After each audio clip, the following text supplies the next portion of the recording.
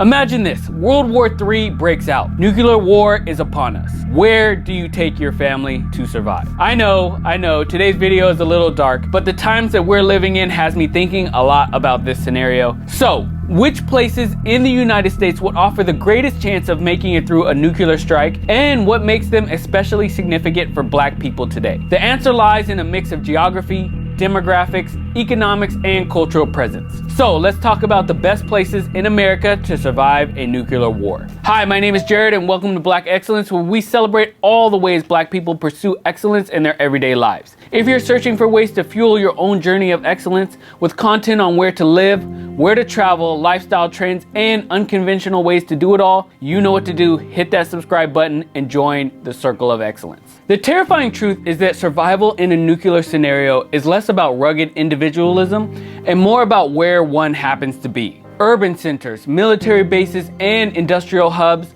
are most likely targets in a first strike. On the other hand, rural and less strategical vital areas stand a better chance of avoiding direct destruction. But it's not just about distance from the blast, it's also about access to clean water, arable land, local infrastructure, and community networks that can sustain long-term survival. For Black Americans, the equation includes a deeper layer. Finding places where Black populations are present enough to foster community and not feel like an outsider. With that in mind, let's look at the 5 US locations that combine survivability factors with African American presence and history. At number 1, we have the Mississippi Delta region. Paradoxically, one of the most historically disadvantaged regions for African Americans may prove to be one of the most survivable in the case of a nuclear conflict. The Mississippi Delta region, stretching through rural Mississippi and parts of Arkansas and Louisiana, is far removed from likely military or industrial targets. Its relative lack of high-value infrastructure makes it less vulnerable in a direct strike scenario. According to the 2023 American Community Survey, Mississippi has one of the highest percentages of Black residents in the nation. 37% of the state's population is Black, with more than 1.1 million African Americans living there. This demographic presence is not incidental. It is rooted in centuries of African American history, from the era of cotton plantations and slavery to the civil rights movement. Today, Black communities in Mississippi remain tight-knit, particularly in smaller towns and rural areas where people already rely heavily on farming, gardening, and informal economics, skills that could prove essential in a post-nuclear environment. For all the things that make Mississippi one of the worst states in America, food security is actually one of Mississippi Delta's greatest strengths. Fertile soil, access to fresh water through rivers and aquifers, and an ingrained tradition of subsistence farming all mean that survival without modern supply chain is more plausible here than in most regions. The same rural isolation that has often translated into economic marginalization may ironically provide insulation against nuclear catastrophe. Side note, did you know that towns like Clarksdale and Indianola in Mississippi are considered the cradle of the blues, where legends such as B.B. King, Robert Johnson, Muddy Waters, and Howlin' Wolf shaped a sound that went on to influence rock, jazz, R&B, and hip-hop worldwide. The state even has the Mississippi Blues Trail, with over 200 markers telling the stories of Black musicians who changed global music forever. Next up, and there's a lot of debate about how to say Appalachian, Appalachia, and I'm just gonna pronounce this the way that I was told to say it, is Appalachian Foothills, West Virginia. Though West Virginia is rarely associated with large Black populations, the metro areas near Charleston and Huntington include around 65,000 African Americans, making up roughly 4% of the state's population. While small in raw numbers, the Black presence in Appalachia is historically rich, dating back to coal mining migrations and the search for industrial work in the early 20th century. From a survival standpoint, the Appalachian foothills are a stronghold. The rugged terrain makes the region less attractive for direct nuclear targeting. The abundance of forests, rivers, and mountains provides natural cover. West Virginia's sparse population density means fewer immediate casualties in a strike, while its distance from major military bases and metropolitan centers adds an additional buffer. For Black families, survival here would mean integrating into rural Appalachian traditions of self-reliance. Community gardens, hunting, and woodcraft have long been part of the life in this region. What might be surprising is that despite its modest black population, there exists a legacy of African American resilience in these hills, where people have carved out space despite discrimination and economic hardship. Post-nuclear survival would lean heavily on the same traditions of endurance and adaptability. Did you know in West Virginia and Eastern Kentucky, thousands of African Americans worked in coal mines of the Appalachian foothills in the late 1800s and early 1900s? They were recruited from the South during labor shortages and helped shape coal town culture with music, food, and church life. At number 3, we have Eastern North Carolina.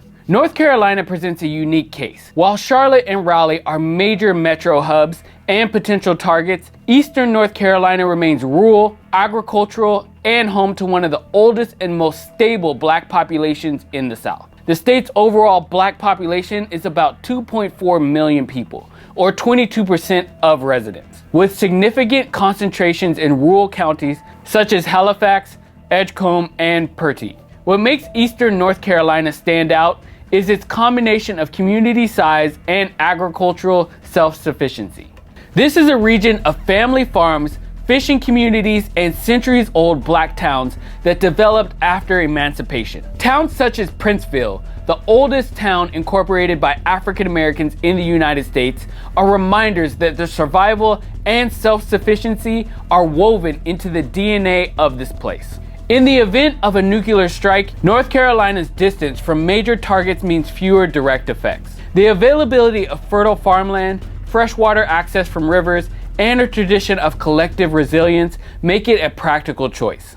Black communities here already have a strong cultural fabric that can help sustain morale and cooperation in times of crisis. Did you know that after the Civil War, a group of formerly enslaved people traveled into North Carolina foothills and established a self-sustaining community they called the Kingdom of the Happy Land? It stretched across North Carolina and South Carolina and thrived through farming, crafts, and selling herbal remedies. They even had their own form of government and economy for decades. At number 4, we have the Black Belt of Alabama. Alabama's Black Belt, stretching through counties like Lowndes, Dallas, and Wilcox, is one of the most historically significant regions in African American history. It was here that enslaved Africans built much of the wealth that fueled the American South, and it was later here, a century later, that the Civil Rights Movement staged some of its most transformative battles. Today, Alabama is home to 1.7 million black residents, nearly 27% of the state's population. Survival factors in the Black Belt are tied to its geography and demographics. Like Mississippi, the region is rural and agricultural. Far from the major first strike targets. It has arable soil, fresh water from rivers and reservoirs, and a climate conducive to year-round farming. African American families in this region already carry traditions of food preservation, gardening, and cooperative networks. What makes the Black Belt stand out, though, is its enduring community structure. Black churches, civic organizations, and family networks are deeply rooted here. In a scenario where centralized governments might collapse, these grassroots structures could become lifelines, distributing food, organizing defense, and maintaining order. Did you know the region's name, the Black Belt, originally came from its dark, fertile soil, perfect for cotton, but it also became tied to the large black population who worked the land, first under slavery and later as tenant farmers and sharecroppers. At number 5, we have rural East Texas. Texas might seem like a high-risk state, given its military bases and oil infrastructure. But East Texas, with its rural landscape and black population clusters, tells a different story. The state as a whole is home to 3.9 million African Americans, about 13% of its population. And East Texas in particular has some of the oldest continuous black settlements in the country, dating back to the Freedoms towns after the Civil War. Rural East Texas, away from Dallas, Houston, and military targets, offers forests, farmland, and rivers that can sustain survival.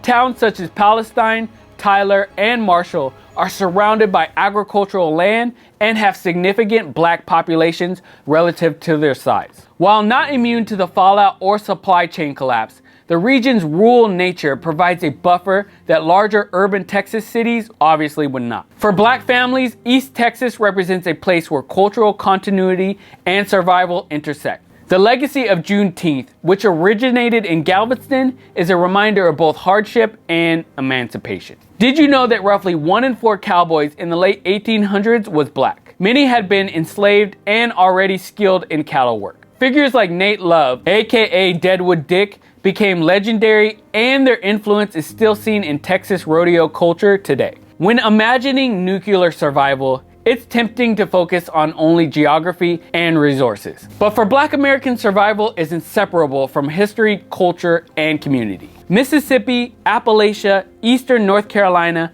Alabama's Black Belt, and rural East Texas all represent places where African American presence is significant enough to build community, and where geographic isolation and agricultural potential improve the odds of survival. None of these places would be free of hardship in the wake of nuclear war. Radiation, disrupted supply chains, and social breakdown would reach everywhere. So let me know your plans to survive a nuclear war if, God forbid, we face one in our lifetimes. Honestly, if we face one in our lifetimes, race is probably not going to matter anyway, and we're probably all going to be dead because the nuclear fallout is going to make it so crops don't grow, a ton of other bad things happen. So obviously this video was just for fun, and that's all I have for you today, and hopefully I'll be back with a light-hearted video next time, and one that's not so dark. Catch you guys on the next one.